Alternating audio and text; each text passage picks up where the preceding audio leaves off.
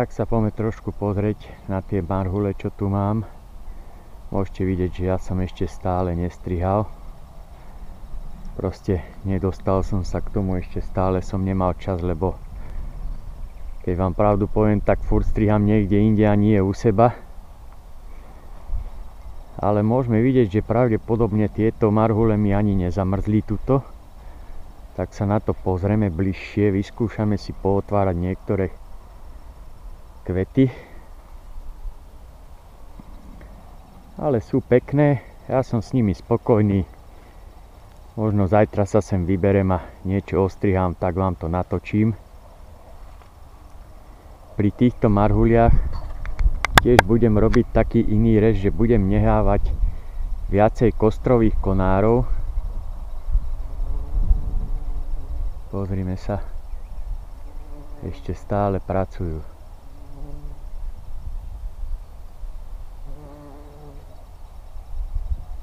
No dobre, ale to som chcel povedať, že chcem tu nehať viacej kostrových konárov, len z toho dôvodu, aby sa mi vytvorili tieto krátke trne, lebo toto je dvojročné drevo, teraz začínam 3. rok.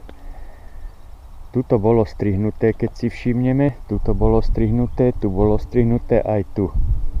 Marhula mi dala 3 nové letorasty, poviem to tak, na ktorých bol spravený šitov rez.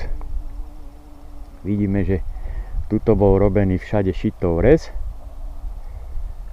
a všade sa mi to zase rozvetvilo. Takže ja sa budem vlastne snažiť nehať takýto dlhý výhon.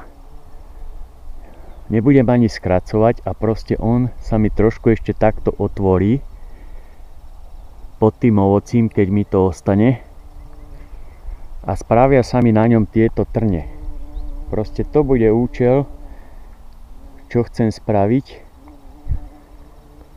aby mi to pekne spravilo tie trne, na ktorých potom bude úroda.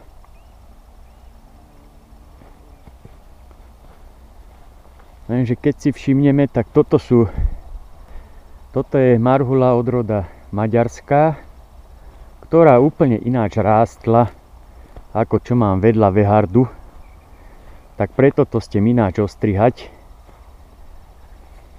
Napríklad tuto už som nehal stredový, ktorý sa mi tam trošku tak pýtal, tak necháme mu stredový, ináč všetky budú robené na takú nie kotlovitú korunu, ale budem ich robiť do takého jak Včka. Proste oni sa mi potom pod tým ovocím trošku vyklonia. Napríklad, čo mám tu Vehardu, to vám hneď natočím, tak tie robím na kotlovitú korunu. Lebo vyslovene tá marhula si to pýtala. Keď si pozrieme tento stromček, poznáte ho už z videa, a proste táto marhulka, nehal som mu stredový, ale krásne som ju pootváral. Čiže tuto kebyže aj dám ten stredový preč, tak vám ukážem, ako by to mohlo vyzerať. Prejdeme k druhému stromčeku.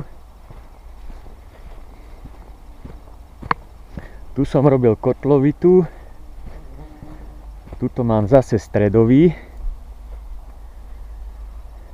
Presne takisto spravená marhulka, jak aj tá hore, čo natáčam stále, čo vám ju tam dávam.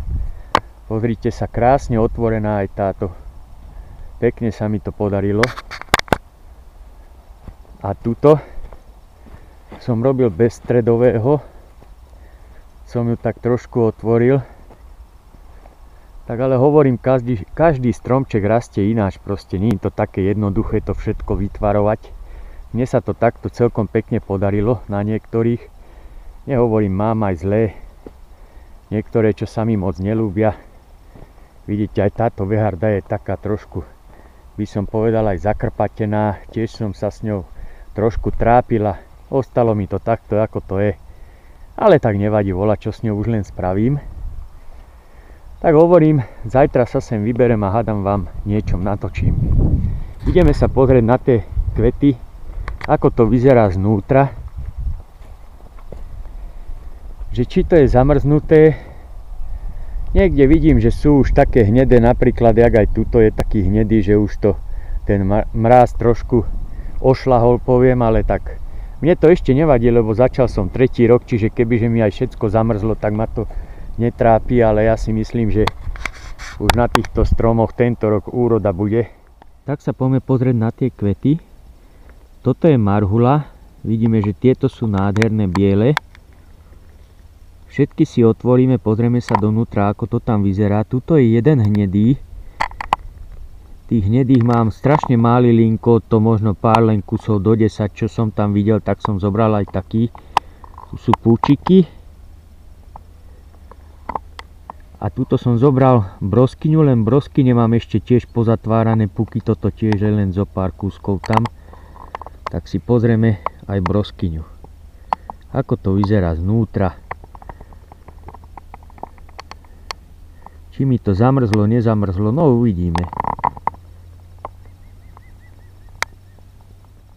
Tak sa pozrime na tie kvietky, pozrite sa, som to pootváral, toto sú marhule. Vyzerá to, že mi to nezamrzlo. Akurát pozrite sa, tu je ten hnedý, čo bol, teraz je v strede. Tak ten pravdepodobne je zamrznutý, ale hovorím, tých tam narátam možno do 10. Toto sú broskyne. Vyzerá, že to nezamrzlo. Tak uvidíme, ako to bude pokračovať ďalej. Ešte si to pôjdem ostrihať, hovorím, možno zajtra sa do toho pustím. Tak niečo vám natočím.